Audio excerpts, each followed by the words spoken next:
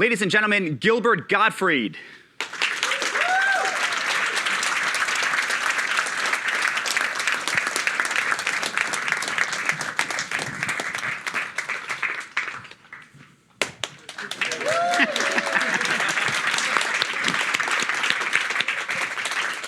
And at least keep clapping till I sit down.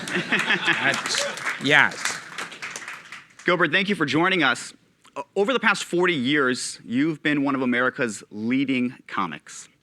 From back rooms of comedy clubs, to Saturday Night Live, to being in Disney films, you are an exceptionally successful actor as well as voice actor. With that, you're also quite controversial. In 1991, you were banned from the Emmys, and presumably are the reason why they are on time delay. You were accredited with being the first comic to make a 9/11 joke on 9/29. And you were publicly released from your endorsement by Aflac for making tsunami jokes during the Japanese tsunami. So with all of that, where should we start? Well, never take career advice from me. That's the most important thing. Yeah, any place you want to. Well, you know, welcome to Google. Is this your first time here? The what? Welcome to Google. Yes. I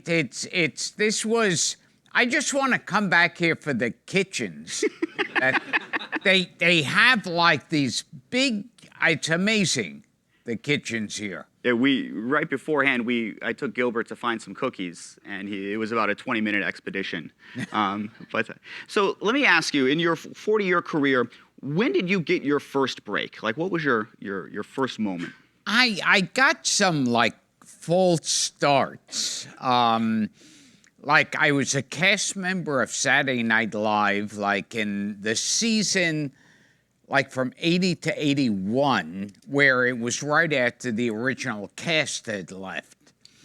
And back then, to be going Saturday Night Live with a different cast would be like if in mid-season of Friends, they changed all the actors on you and said, yeah, just watch the show and just act like they're the same people. And like now the cast on Saturday night changes in between commercial breaks. But that was like an outrage. They were panning the show before it got on the air, so that was awful. And then my next big break was Thick of the Night. That was Allan Thicke's talk show that was advertised as it was going to kick Carson off the air. And if you notice, Carson's not on the air anymore. So he was right. Yeah. And that was a horrible bomb. And then, not even trying, I was over at, back to Catch a Rising Star, where I would go up on stage, and someone saw me there. This woman comes over. She says, I work for MTV. We're having some auditions tomorrow. So I showed up there and started improvising stuff.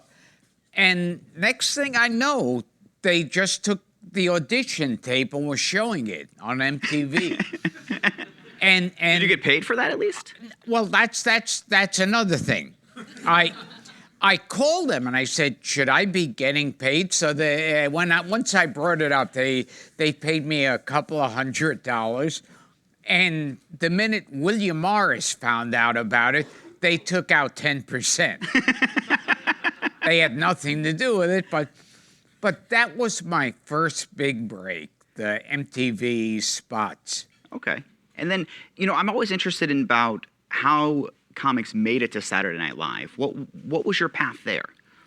I was mainly, I was known as a stand-up comic, and not big places, just, Catch and stuff like that. And then they were holding auditions, and so they saw me at the clubs on stage, and then they called me in to audition in their offices, and you had to do, was it the Tight Five? Yeah, I don't remember how tight it was, like working with the way I operate. So, Well, that's great. So, throughout your 40-year career, there's been a lot that's changed in the world, and we've moved a lot to a digital landscape. yeah.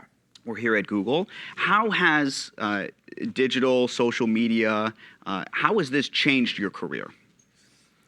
Well, I've always said I find the internet makes me feel sentimental for old-time lynch mobs.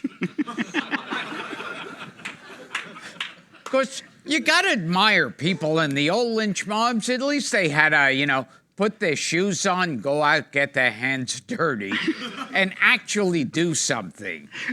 Now it's these lynch mobs where you sit in your underwear on the couch and you make up your own. It's very strange because the business has, the second I thought I had a vague idea of how show business worked, it all changed. With digital? Yeah. Okay. And was this with Twitter that came out, or was there anything in particular that where you realized there was a change? So many things I don't even know the name of. It's like if you were to say to me, name some big stars. In my mind, it would be like, well, Tom Cruise and Julia Roberts. But on the internet, there's people who get 9, 10 billion times the amount of views that those two would get together in a movie.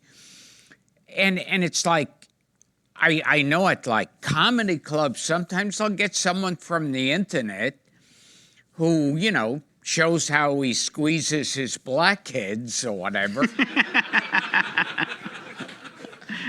And he's there, and it's a mob scene. So now, if you don't mind, when you have a bad set, let's say back in the 80s, you tell a bad joke, it's a terribly offensive joke, you regret it, you never tell it again, you kind of get off scot-free. Yeah. Kind of changed a little bit now. You tell a bad, tsunami joke on Twitter, you lose a lot of money. Oh, yeah. It's all over the planet. Does that make you, how do you feel about comedy now that comedians aren't really given the right to tell bad jokes anymore? Yeah, it's very strange because there's a line that George Carlin said that it's the duty of a comedian to find out where the line is drawn and then deliberately cross over it. And now, if you cross over it, it's forget it. Well, very true. Then, kind of in that topic, we hear it all the time with a lot of comedians, a lot of new comedians, such as Anthony Jeselnik, where is there a time when it is too soon, or it is too taboo? You're not allowed to touch that topic. How dare you? What are your thoughts on that? I kind of feel like you could make an argument for my case and say I'm more sensitive joking while the tragedy is going on.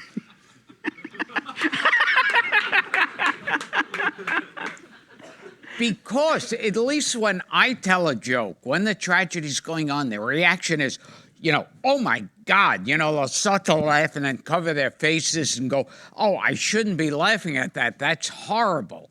This is a horrible tragedy. So their reaction when I'm doing it is acknowledging, yes, this is a horrible tragedy.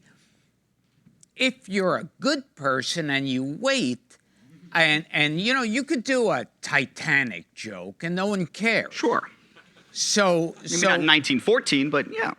Yeah, so if you do it now to show you're sensitive and then time has passed, what you're saying is enough time has passed, fuck all the people who died on the Titanic. And that's sensitivity.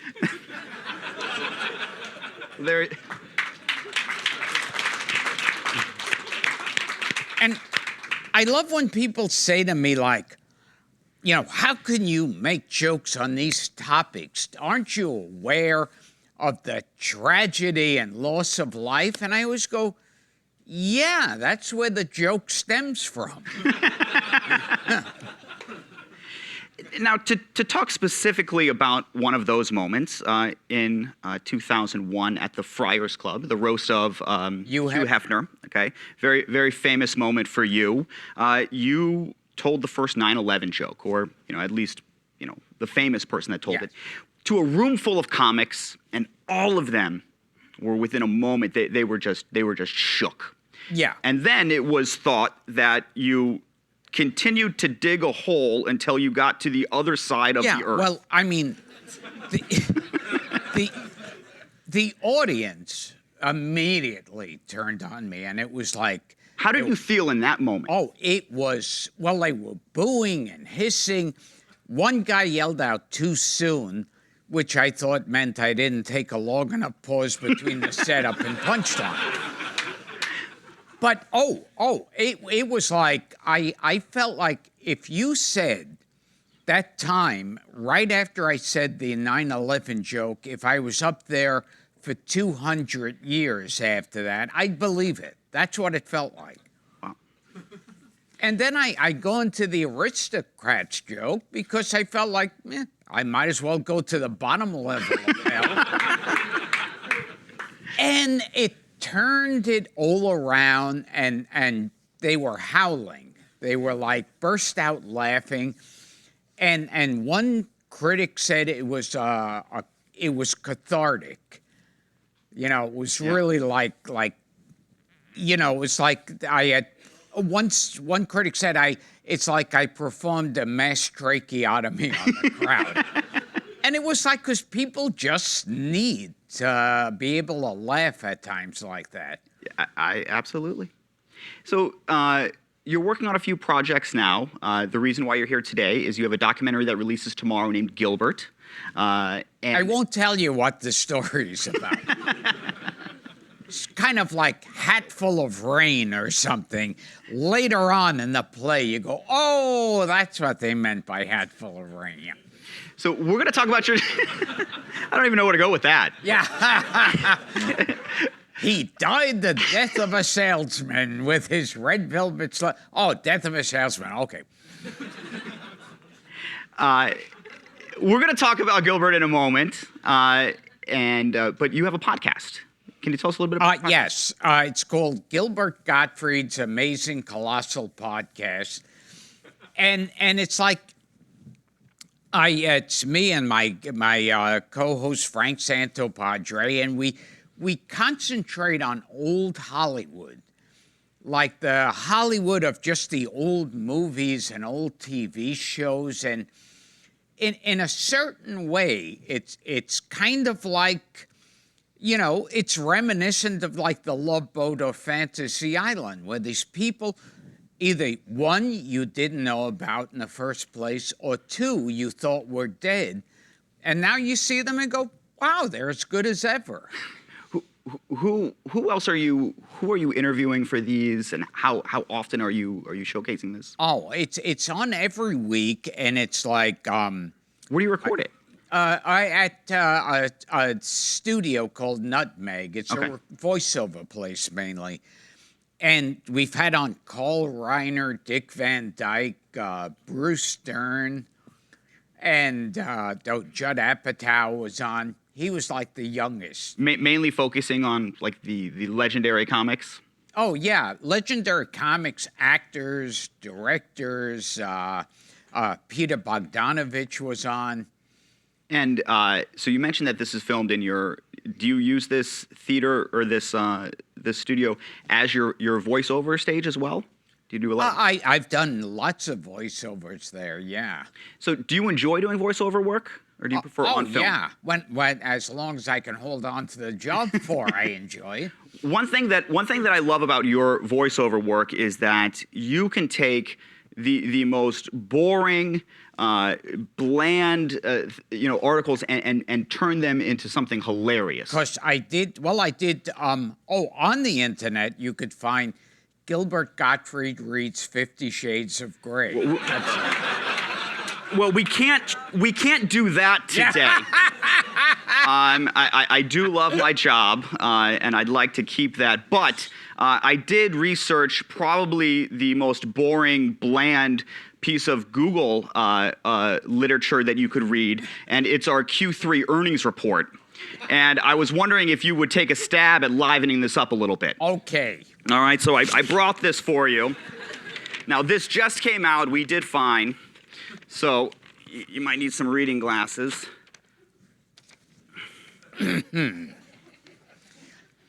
Thank you. Good afternoon, everyone, and welcome to Alphabet's third quarter 2017 earnings conference call. With us today are Ruth Porrett and Sundar Pichai.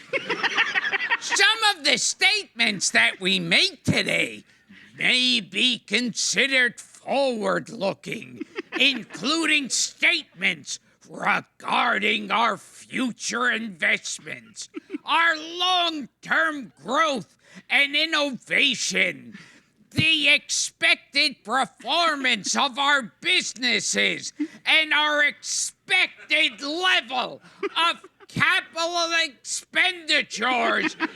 These standards involve a number of risks and uncertainties that could cause actual results to differ materially. For more information, please refer to the risk factors discussed in our Form 10-K for 2016, filed with the SEC. Any forward-looking statements that we make are based on assumptions as of today, and we undertake no obligation to update them.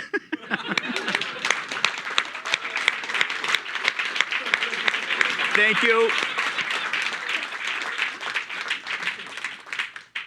Ruth, Sundar, if you're listening, I'm sure he's available. I don't know if we can afford it, but it might liven up these reports just a little bit. So thank you for doing that.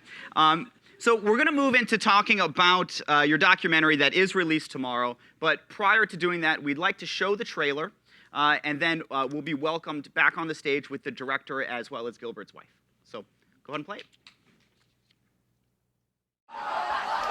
Stick them in now, further, up, further. Go as far as you possibly can.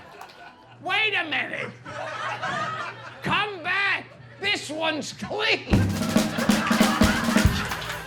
Usually I lose the crowd quicker than that. I must be slipping. He's an actor, voiceover talent, and comedian. Great Gilbert Gottfried. I don't know how I know Gilbert. He's always been in the zeitgeist. You know his voice as soon as you hear it. Oh, stop. He doesn't really filter himself, and I think that's why people are drawn to him. The worst thing you could say to me is, don't joke about that. See? Not so funny when it's your mother. He is one of the cheapest people in the world. I think he's the only guest that takes all the sodas. How does he ride a bus? There's not people on there going, hey, I want to use the bathroom on the bus. I can't. Gilbert Gottfried's in there. It's hard making a career in show business. It's even harder sustaining it. Stand-up comics life is, oh God, it's not glamorous at all. I'm just doing anything to avoid my regular act, which I'm so tired of. People assume he's his stage character. That's the furthest thing from the truth. He's a very sweet, rather shy person off stage. It's quite amazing to see him when he's not on. A lot of memories being here. My father, he used to get very angry about my brother. I dropped out of high school. I'm sure my father thought he's the loser of the group. Is always a little surprised that he became a husband. Nice to meet you. Yeah. And a dad. Is your dad funny?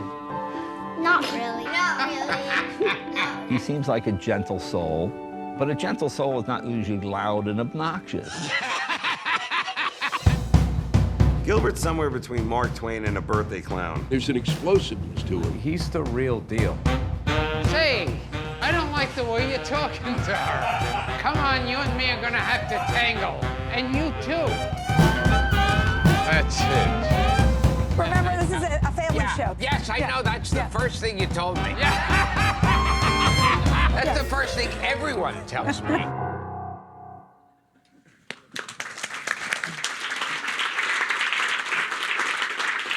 And please welcome to the stage Dara Gottfried and Neil Berkeley. Welcome. So Neil, you directed this film. Yes. Okay, and you pitched the idea. How did this come about? I just started telling people that I'm going to make a Gilbert Gottfried movie, and I would tell anyone that would listen, I'm going to make a Gilbert. I never tried to call his agent or his manager, or never reached out, never really tried to do it. I started telling people I'm going to do it. And then one day I was walking down 6th Avenue with this woman named Astrid Dorff, and she said, "What's your next movie going to be about?" And I said, "Oh, it's going to be about Gilbert Gottfried." And she goes, "Well, that's weird." I go, "What?" I was like, "Oh man, she hates Gilbert Gottfried." She goes, "It's weird because his wife is my best friend, and they live right over there." And so I had a drink with Dara that night and met Gilbert the next day, and he said, "Don't do this. This is a bad idea." And then 7 months later, Dara called and said, "Look, I like your movies. I like you, and we're not doing anything, so just come out with your camera, and maybe he won't notice you're here." And so I moved to New York, and I slept on my buddy's couch for 7 months, and I would just go to their house every day. And before you started, what was the one thing that you wanted to make sure you captured?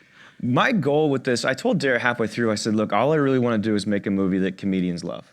I said, I just want to capture what that's like. My goal, and whether we did it or not, is to make the movie that every comic has to go see when they start the business.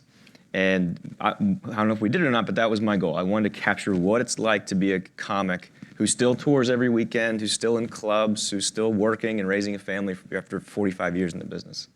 And Dara, when you got this call, or when you had this first meeting, what were your initial thoughts? Well, basically, I met Neil, and he offered to take Gilbert out to lunch, and anyone that wants to pay for Gilbert for a free meal, he's happy to. By the way, in the green room, he kept asking how he could eat lunch here every single day. Okay? He's serious about this, by the way. I think he's joking. And this came up multiple times. Seriously. We'll put a piece of paper in the bag. Just put your name and number on it, and Gilbert will call each of you every day. I'm looking at paperwork, and Allan Seals walks in, and he asks Allan the same exact question. So it's like if there's a free meal in it, I'll have lunch with the head of ISIS.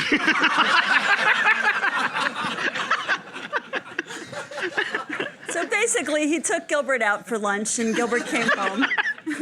And I said, "How did it go?" And he's like, the food was good. Yeah. So basically, he said, documentaries are basically for when you're dead, or like find a cure for. You've opened up a bunch of schools in a third world country.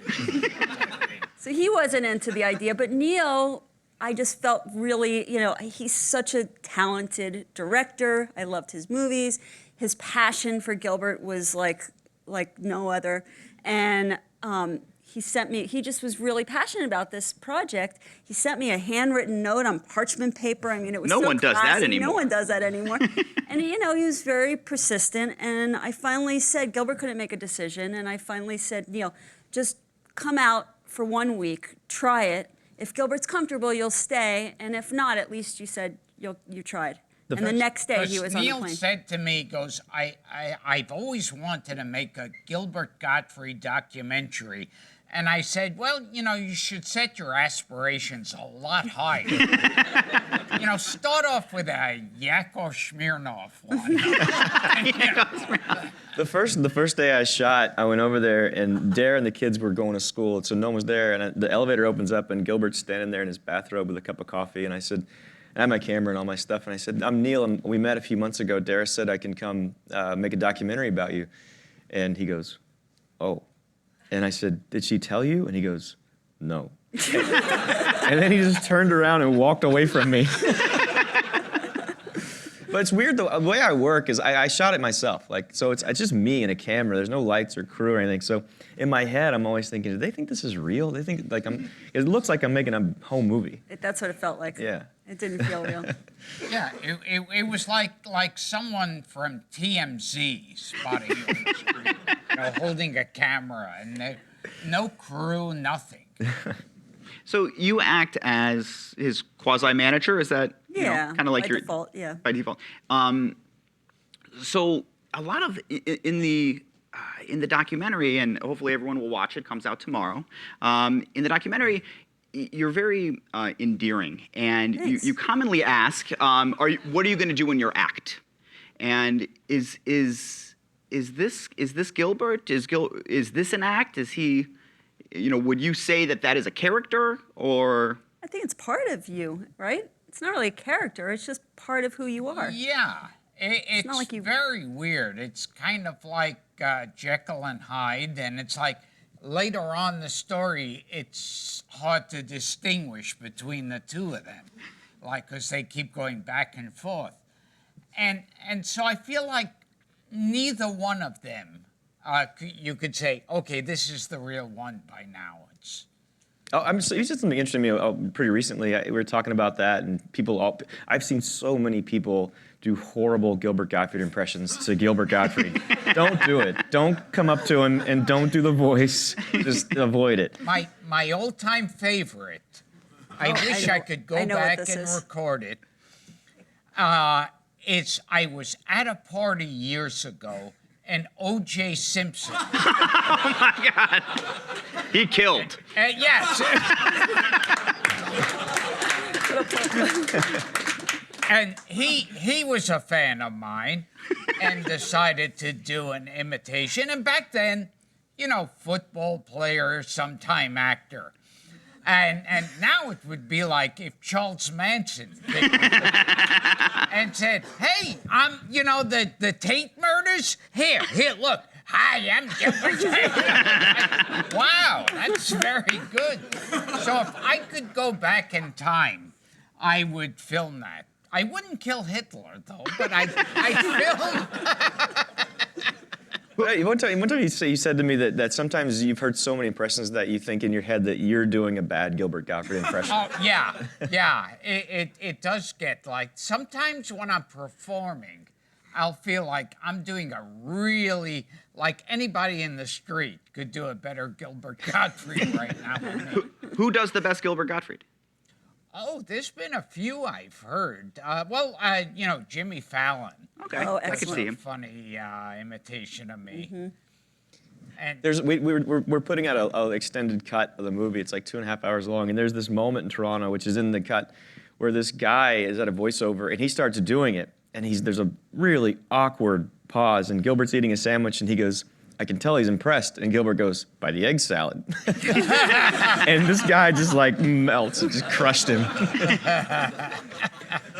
So this documentary really hones in on you're a family man now, and your sense of humor. I've never seen any comic have such a wide range. You're in Aladdin, and then you're known for the aristocrats joke.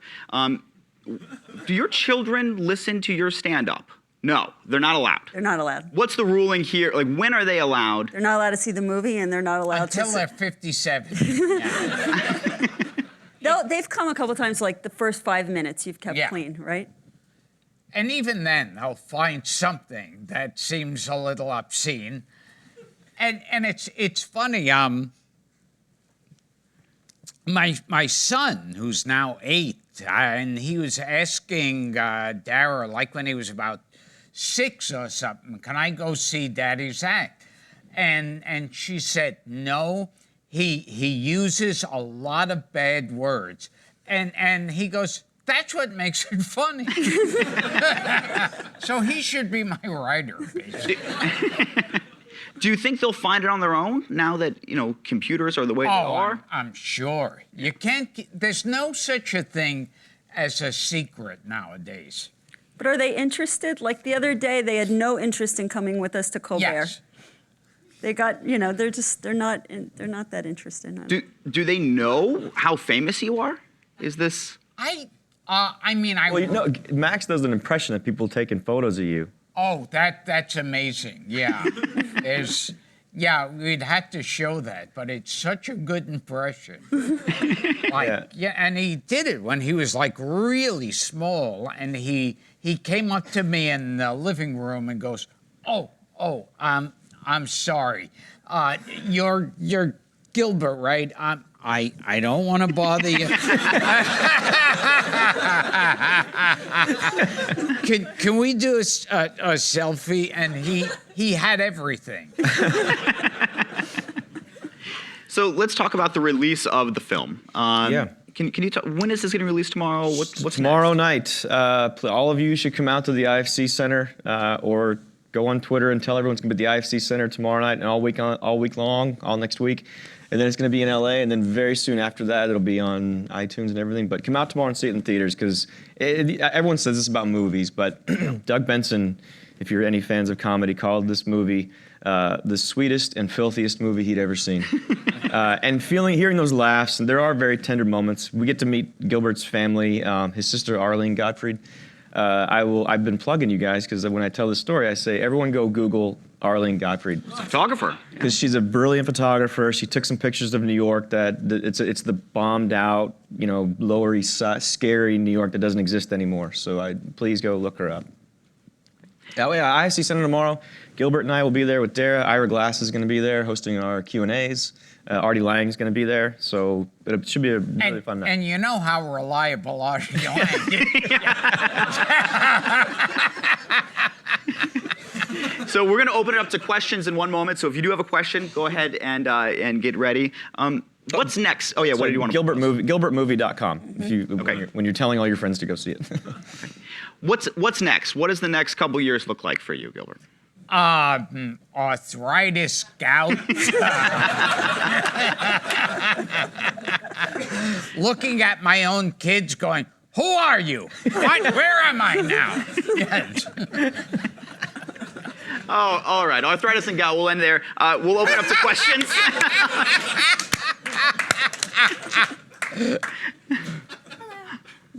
Hi. First of all, I'd like to say thank you for coming.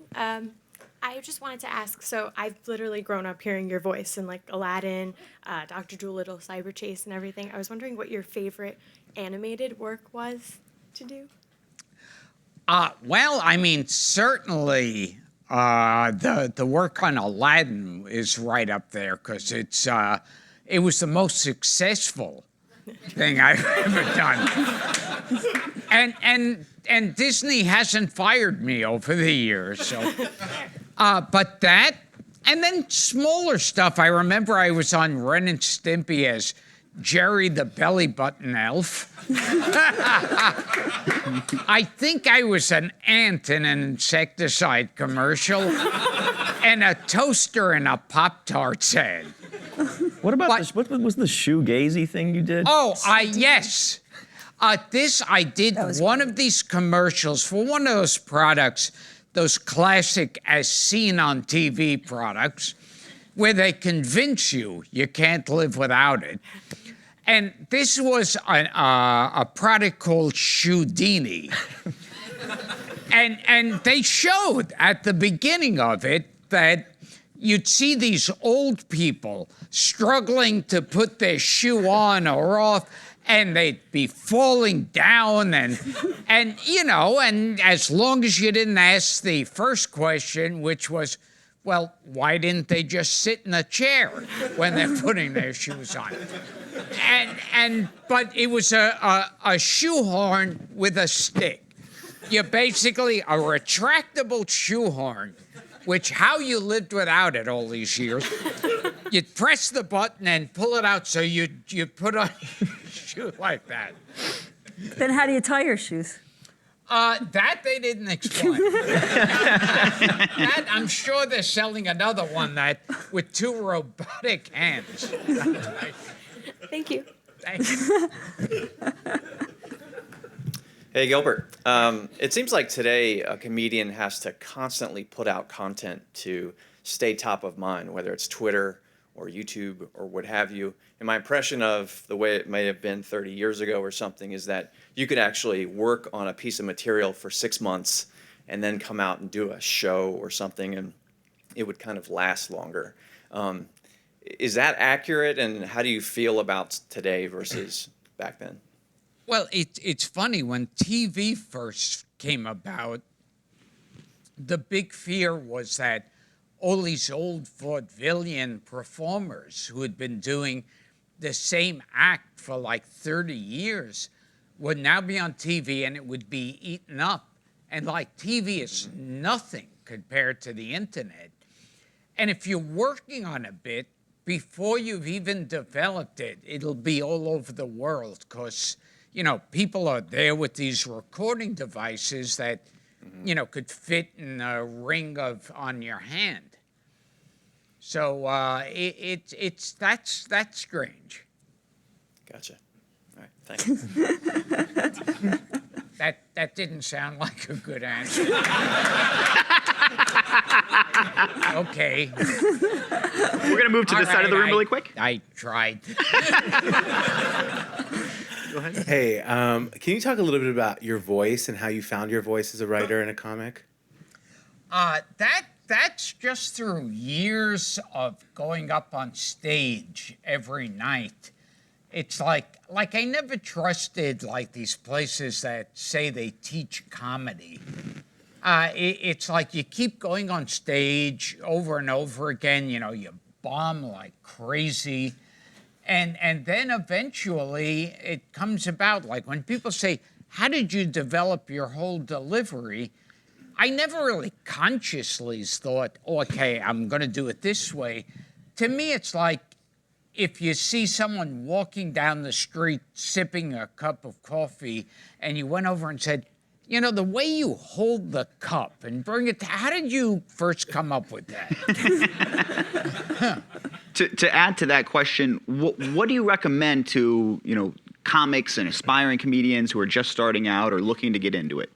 Yeah, that's just basically it. You know, you find these clubs that don't pay anything, and you just keep going there with the hope first that they'll let you on stage, and then if they do, just keep trying as much as possible.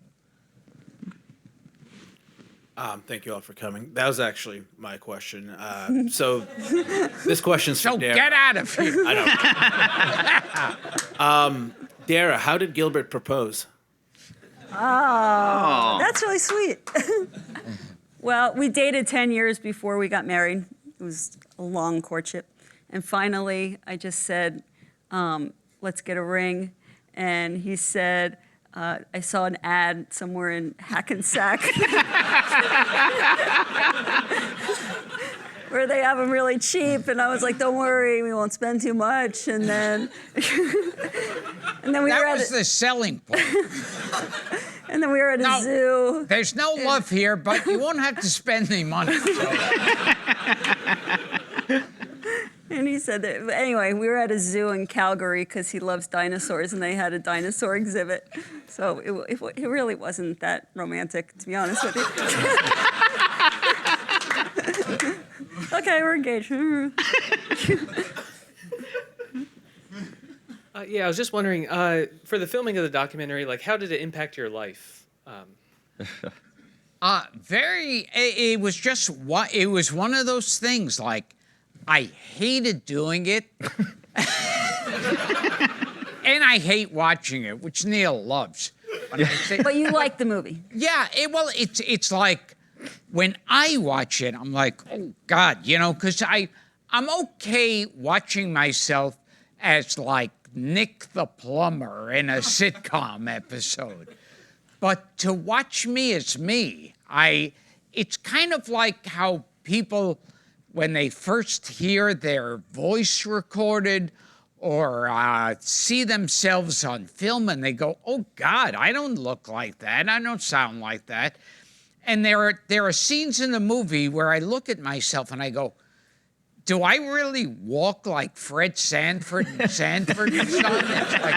It's like, you big dummy. But yeah, like I said, the way I shot it by myself, so it's really just Gilbert and we went to 15 different cities in Toronto and Mexico, so it was really just like tagging along, and I just happened to have a camera every now and then. I mean, like the first time we traveled, we went to Philadelphia, and I called Dara and said, I'm gonna go to Philly with Gilbert. She goes, okay, you need to go get a megabus ticket. And I was like, what are you talking about? She goes, yeah, he takes the megabus. I don't know if you know what that is. It's an $8 ticket to anywhere you want to go. And like Philly, Baltimore, and DC. And she goes, oh, also, don't tell Gilbert, but I spend $3 extra so I can get him a seat up front on the upper deck. She goes, don't tell him because he'll tell me not to spend the money. It's true. And Neil is the most Gentile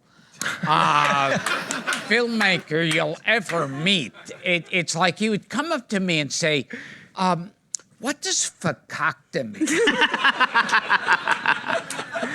And 2 days ago at my apartment, he was holding something in his hand that he found on the table.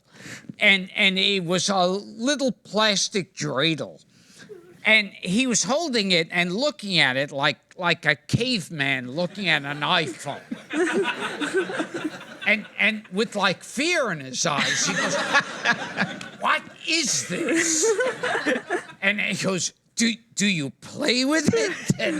And I said, I don't want to talk to you anymore.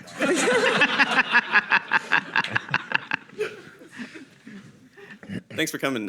Quick question. We kind of live in this weird world right now where you have overly political correctness and then our leader kind of says what he thinks.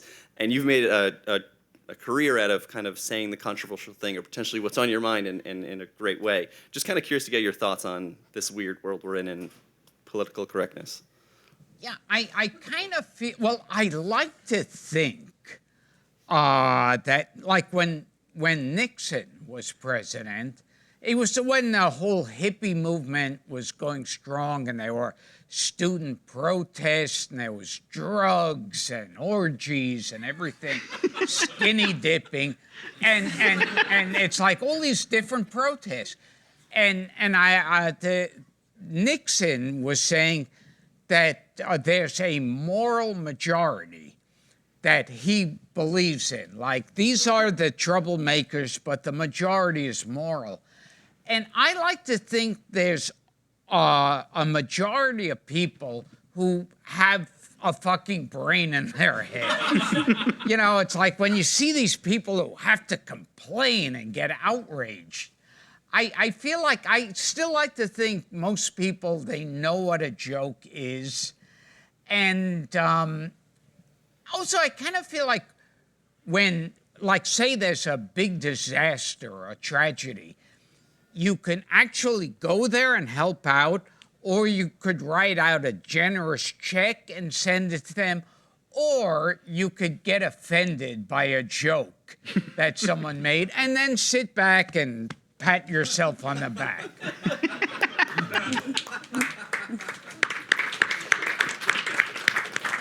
And for our last question. Hey there, I've been listening to you for a long time. On Howard Stern, they had you come on, and you're known for impressions. They would have you do double impressions. I was wondering if you could give us perhaps a Jerry Seinfeld impersonating perhaps our current president or a former U.S. president. But can I just set this up real quick? There's a theory that I've heard from other comics that Gilbert invented the Seinfeld impression. And Richard Belzer told me this story about how Gilbert would go on in the early 80s before Seinfeld was Seinfeld, and he would do Seinfeld's whole act as Seinfeld while Seinfeld was there, and he said that he was... And Seinfeld, the other comics and waitstaff would run into the room while I was doing this stuff. Seinfeld would stay out in the bar, angrily pacing back and forth, going, that doesn't sound anything like me.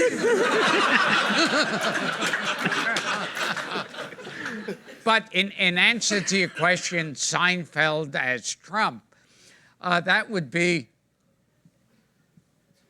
well, I say with the Nazis and the protesters, both sides were wrong.